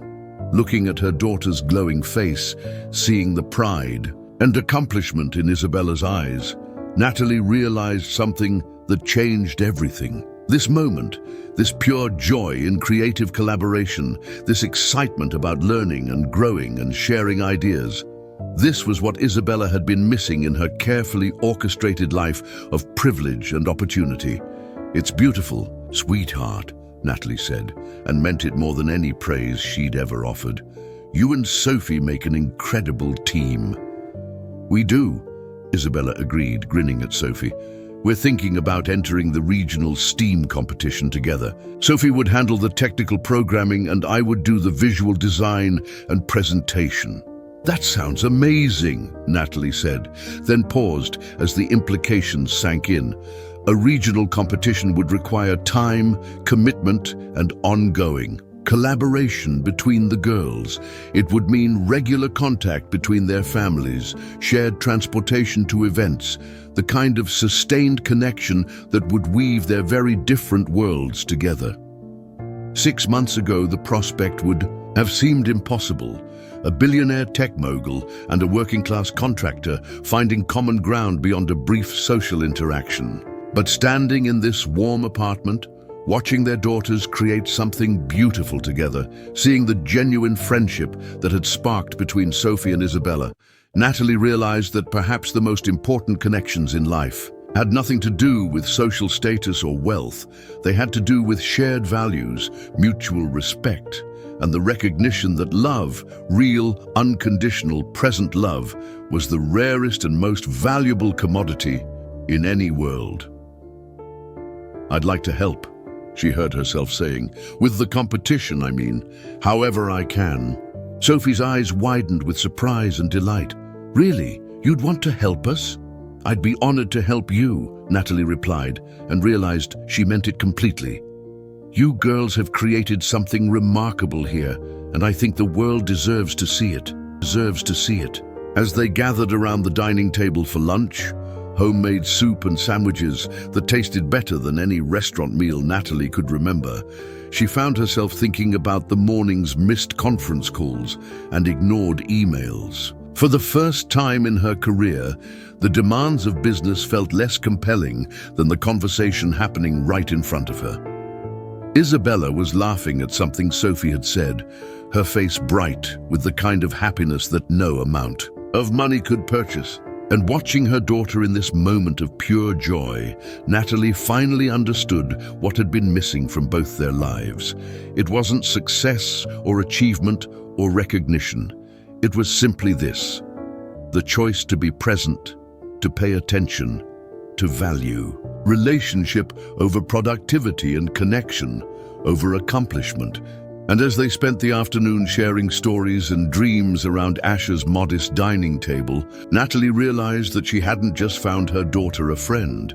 She had discovered what it meant to truly live rather than simply succeed. 3 weeks after that first Saturday lunch, Natalie found herself doing something she hadn't done in over a decade, leaving the office at 5 o'clock on a Tuesday evening to attend a parent-teacher conference. Not sending Marcus in her place, not joining virtually from another meeting, but physically present and giving her full attention to understanding Isabella's academic and social progress. The transformation hadn't been immediate or easy. Old habits of prioritizing urgent business demands over important personal moments died hard, and Natalie had stumbled several times in those first weeks. But each time she chose presence over productivity. Each time she put her phone aside to really listen to Isabella, the connection between them grew stronger and more authentic. The most significant change had come from an unexpected source, Sophie and Isabella's STEAM competition project. What had started as a friendship between two 12-year-olds had evolved into a collaboration that required regular coordination between their families. Natalie found herself texting with Asher about pickup times and project deadlines, sharing resources and ideas, and gradually building the kind of partnership that transcended their vastly different economic circumstances. "Mrs. Price," said Dr. Catherine Williams, Isabella's art teacher, as they sat in the bright studio classroom where Isabella spent her happiest school hours. "I have to tell you, the change in Isabella over the past few weeks has been remarkable. She's always been talented, but now she seems lighter somehow, more confident in sharing her ideas." Natalie nodded, feeling a warm glow of pride mixed with the lingering guilt of knowing how long she'd been absent from these moments. "She's been working on an exciting project with her friend Sophie. It's given her a new outlet for creativity." "Yes, she's told me about the mathematical art program," Dr. Williams said with genuine enthusiasm. "But I think the change goes deeper than just having a creative project. Isabella seems more grounded, more secure.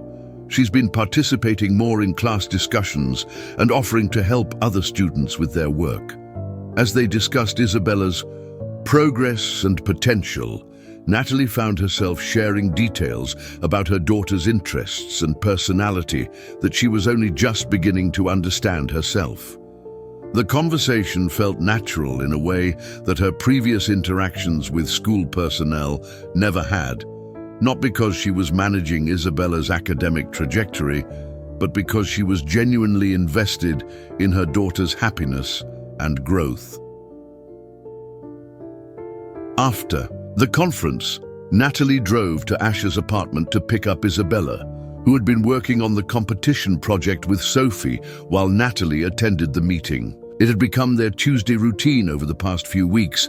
Asher would pick up both girls from school, supervise their project work, and provide them with an after-school snack, while Natalie finished her essential meetings before transitioning to mom mode. The arrangement worked beautifully for everyone involved. Sophie got additional supervision and support during the hours when Asher was sometimes still finishing work sites. Isabella got dedicated time to work on something she was passionate about, and Natalie got the flexibility to maintain her business responsibilities while still prioritizing her daughter's needs. "How did the conference go?" Asher asked as he opened the apartment door, wiping paint-stained hands on a dish towel. "Really well," Natalie replied, accepting his offer of coffee and settling into the comfortable routine they'd developed over their weekly interactions. "Dr. Williams says Isabella seems more confident and engaged. I think having Sophie as a friend has given her permission to be more herself at school." "Sophie's been different too," Asher said, pouring coffee into two mismatched mugs that Natalie had grown fond of. "She's always been brilliant, but working with Isabella has shown her that intelligence can be collaborative. She started reaching out to other kids in ways she never did before." They could hear the girls' voices from the living room, where Sophie was explaining something technical, while Isabella asked thoughtful questions that pushed both of them to think more deeply. The sound of their collaboration had become the soundtrack to these Tuesday evenings, a reminder of what was possible when people from different worlds found common ground. "I have something to tell you," Natalie said, setting down her coffee mug and looking at Asher with an expression that was both nervous and excited. "I've made a decision about work." Asher raised an eyebrow, waiting for her to continue. "I'm stepping back from day-to-day operations at Price Technologies," she said, the words feeling both terrifying and liberating as she spoke them aloud. "I'm promoting my COO to CEO and transitioning to a chairman role that will allow me to focus on strategic vision without the constant operational demands." The decision had been brewing for weeks, crystallizing as she watched Isabella flourish under the influence of consistent parental attention and genuine friendship. Natalie had built her company to create security and opportunity, but she'd realized that the most important opportunity she could give Isabella was simply her presence. "That's a huge decision," Asher said carefully. "Are you sure?" "I've never been more sure of anything," Natalie replied. "I built Price Technologies to provide for Isabella's future, but I almost lost her present in the process. The company will be fine, probably better, with leadership that isn't constantly torn between business demands and family priorities." What she didn't say, but what they both understood, was that this decision had been influenced by watching Asher parent Sophie with such consistent presence and attention. He'd shown her that success as a parent wasn't measured by the opportunities you could provide, but by the relationship you built day by day, choice by choice. "Isabella doesn't know yet," Natalie continued. "I want to tell her when we get home, tonight, but I wanted you to know first because..." She paused, searching for the right words. "Because you've become important to us, to both of us." The admission hung between them, carrying implications that neither was quite ready to examine fully. Over the past weeks, their practical partnership in supporting the girls' friendship had evolved into something deeper, a mutual respect and growing affection that transcended their original circumstances. Asher was quiet for a moment, then smiled with the warmth that had first made Isabella feel safe in his apartment. "You've become important to us too. Sophie talks about you and Isabella constantly. You've given her something she's never had before." "What's that?" "A sense of what family can look like when it expands beyond just two people," he said softly. "Sophie lost her mom when she was 9, and it's been just us ever since. But watching her with Isabella, seeing how naturally they support each other, it's shown both of us that family doesn't have to be limited by biology or circumstances." The conversation was interrupted by the girls' excited voices calling them to come see their latest breakthrough. Sophie and Isabella had solved a technical challenge that had been frustrating them for days, and their combined excitement was infectious. "Look, Mom," Isabella called out, gesturing toward the computer screen where their mathematical flowers were blooming in increasingly complex and beautiful patterns. "Sophie figured out how to make the colors respond to music, and I designed a sequence that creates different emotional moods." As Natalie and Asher crowded around the computer to admire the girls' work, she felt a profound sense of rightness about the choices she'd been making. This was what success actually looked like, not the corner office or the magazine covers, or the board presentations, but this moment of shared joy and collaborative achievement. "We're ready for the competition," Sophie announced with quiet confidence. "Our project combines art and science and technology in a way that I don't think anyone else will expect. We make a good team," Isabella added, grinning at her friend. "Sophie makes me think bigger, and I help her see the beauty in the patterns." Looking at their daughter's partnership, Natalie and Asher exchanged a glance that carried its own unspoken understanding.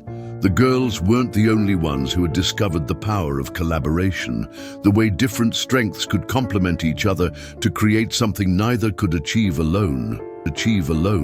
As the evening wound down and they prepared to head home, Isabella hugged Sophie goodbye with the ease of sisters rather than simply friends.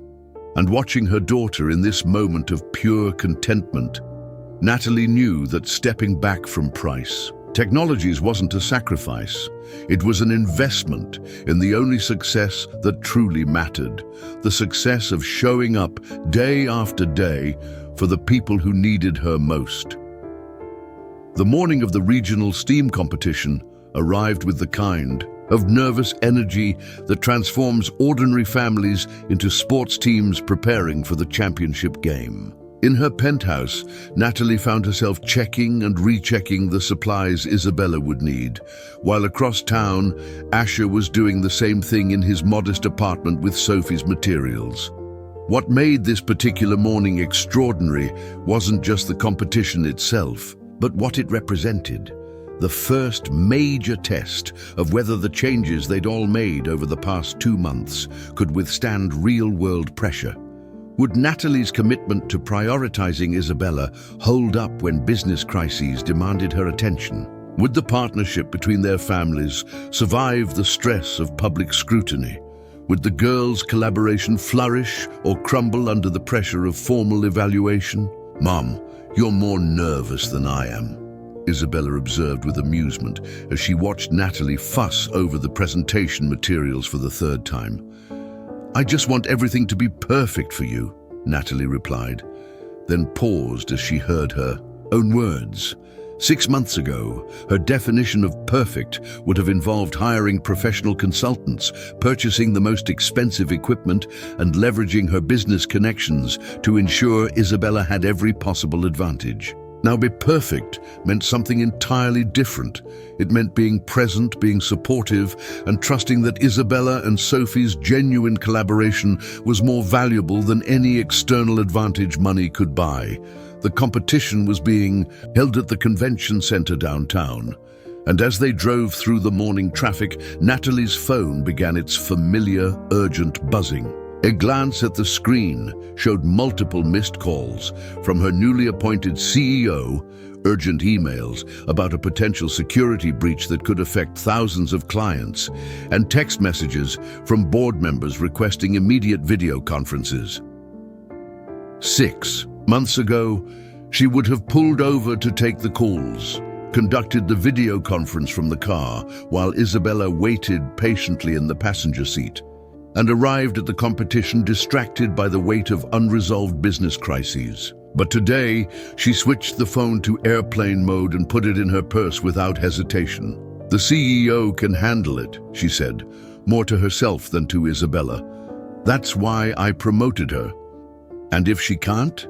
Isabella asked, testing her mother's resolve with the gentle curiosity of someone who had learned not to expect too much.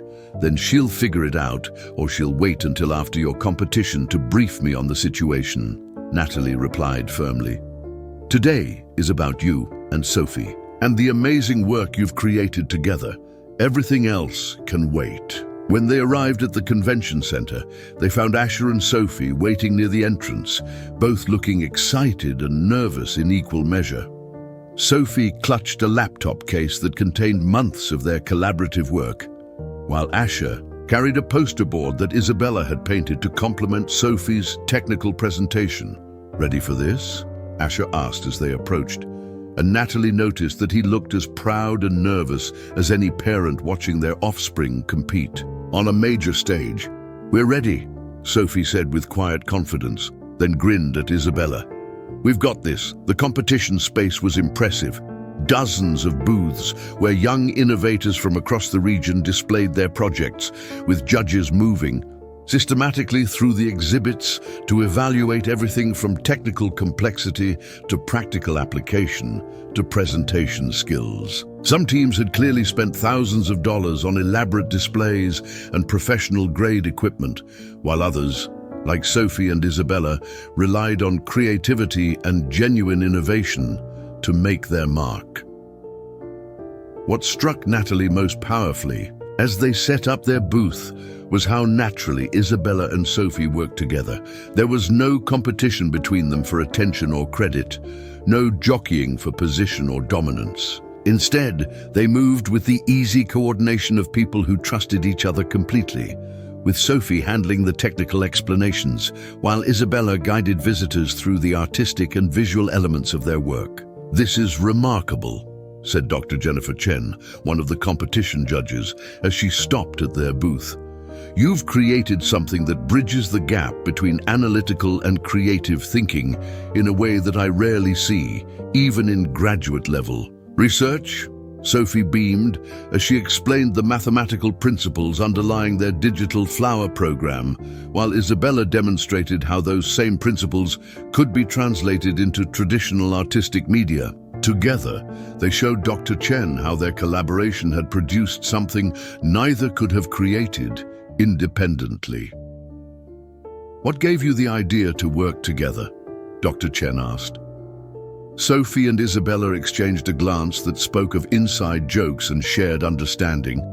Then Sophie answered, "We realized that Isabella sees beauty in patterns that I only understood as numbers, and I could create technical tools that helped Isabella's artistic vision become interactive and dynamic.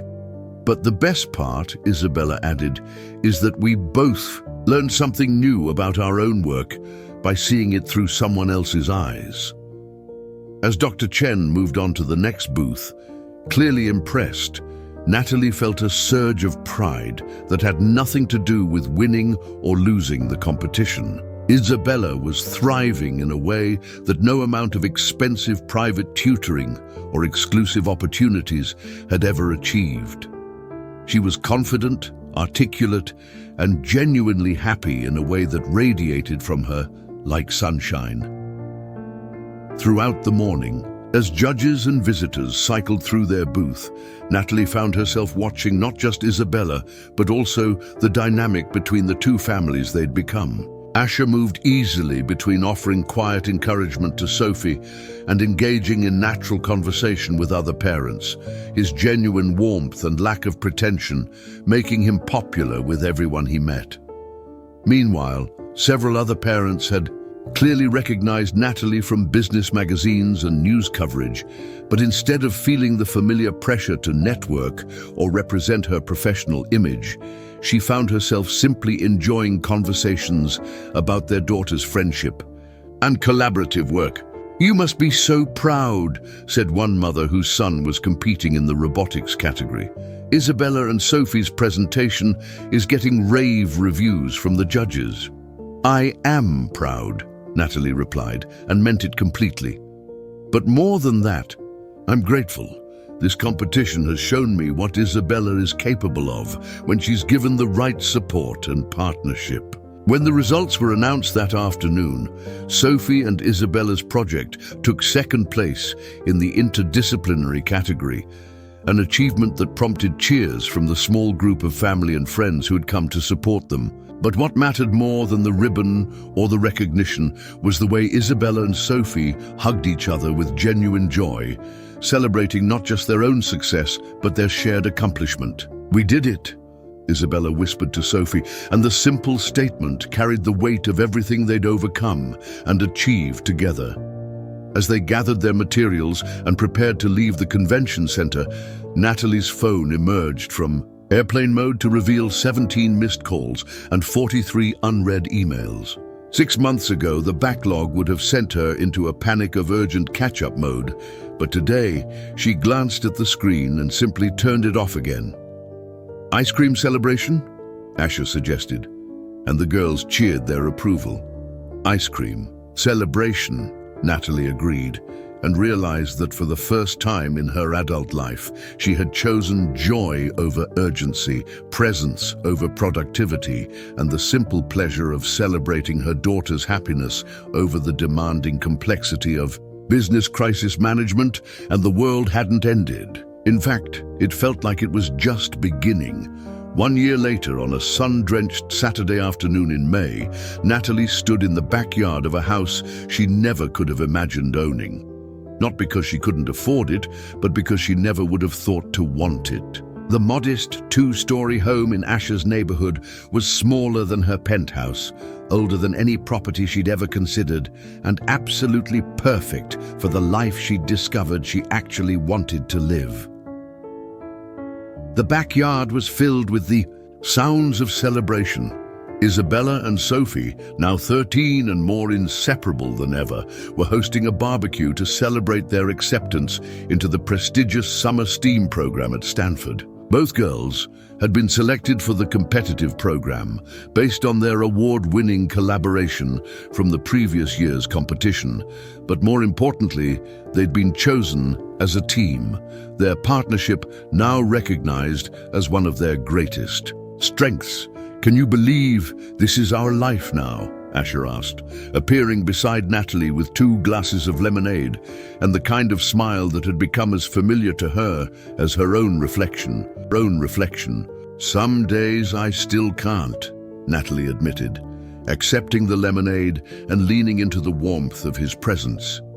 "A year ago, if someone had told me I'd be living in a neighborhood where people know each other's names and borrow cups of sugar, I would have thought they were describing someone else's life."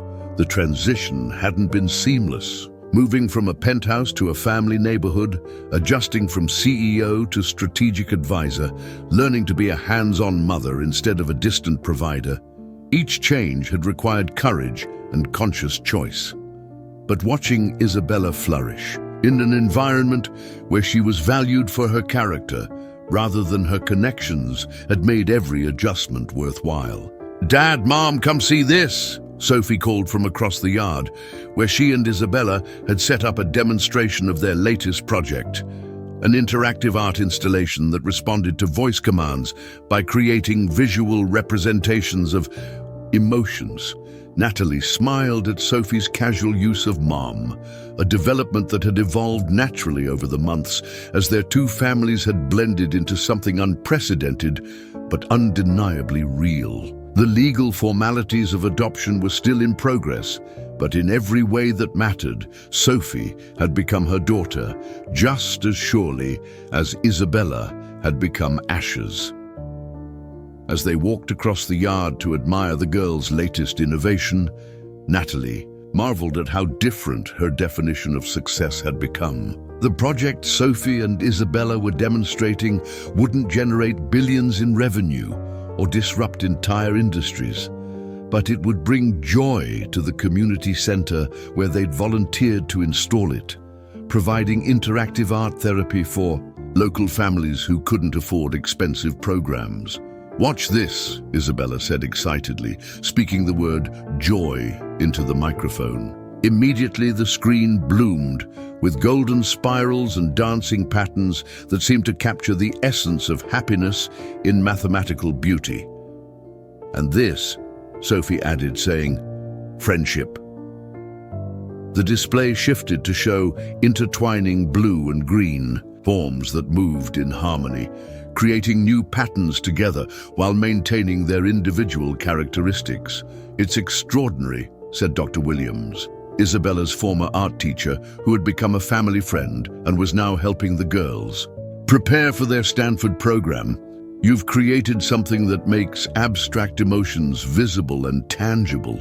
The best part," Isabella explained, "is that we're going to teach other kids how to build their own versions.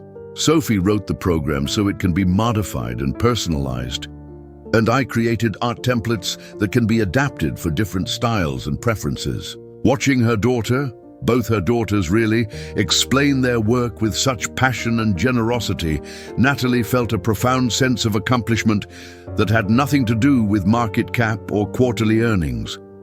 These girls were growing into young women who understood that true innovation served others, that the best success was shared success, and that collaboration could achieve what competition never could. "Mrs. Price," said Marcus, who had arrived an hour earlier with his husband and their 2 adopted sons. Marcus had transitioned seamlessly from being Natalie's assistant to becoming a family friend, and his presence at their celebration felt like a bridge between her old life and her new one. "I have news from Price Technologies." Natalie tensed slightly, old habits of anxiety still triggered by business updates, but Asher's hand found hers with reassuring warmth. "The new cybersecurity Protocol you designed is being implemented by the Department of Education, Marcus continued with obvious pride. Your strategic consultation work is making digital learning safer for millions of students nationwide. The news brought genuine satisfaction, but not the addictive rush of ego and achievement that business success had once provided. Instead, Natalie felt the quieter pleasure of knowing that her expertise was being used to protect young people, to create safer spaces for learning and growth. It was meaningful work that complemented rather than competed with her role as a mother and partner. "That's wonderful," she said simply, then turned her attention back to Sophie and Isabella's demonstration as a small crowd of neighbors and friends gathered to watch. As the afternoon progressed, Natalie found herself observing the easy interactions between all the people who had become part of their extended family. Dr. Williams was deep in conversation with Marcus about educational technology. Several neighbors had stopped by to congratulate the girls on their Stanford acceptance. Sophie's art teacher from her new school was discussing collaborative learning techniques with Isabella's math tutor. This was what community looked like, not the carefully curated social events of her previous life, but the organic connections that formed when people chose to be present for each other's joys and struggles. "Penny for your thoughts," Asher said, settling beside her on the porch steps as the celebration continued around them. "I was thinking about that first day," Natalie replied, "when you accidentally picked up Isabella from school. If someone had told me then that a simple mistake would lead to all this, would you have believed them?" "Never," she said with a laugh. "I would have thought it was the plot of a romantic comedy, too unrealistic to be true." And now, Natalie looked out at the yard where Isabella and Sophie were teaching Marcus's sons how to use their emotion visualization program, their faces bright with the joy of sharing knowledge. She thought about the life she'd built with Asher, not through dramatic gestures or grand romantic declarations, but through thousands of small choices to prioritize relationship over achievement, presence over productivity. "Now I know that the best things in life don't follow logical business plans," she said. "They grow from unexpected moments, from choosing to stay open when it would be easier to close off, from trusting that love multiplies when you share it instead of hoarding it." As the sun began to set, painting the sky in shades of gold and pink that reminded Natalie of Isabella's paintings, the four of them, Asher, Natalie, Sophie and Isabella, sat together on the porch steps, watching their friends and neighbors gradually head home. "You know what's funny?" Isabella said, leaning against Natalie's shoulder with the casual affection that had taken months to rebuild, but now felt as natural as breathing. "A year ago, I would never have believed I could be this happy." "What changed?" Sophie asked, though she was smiling as if she already knew the answer.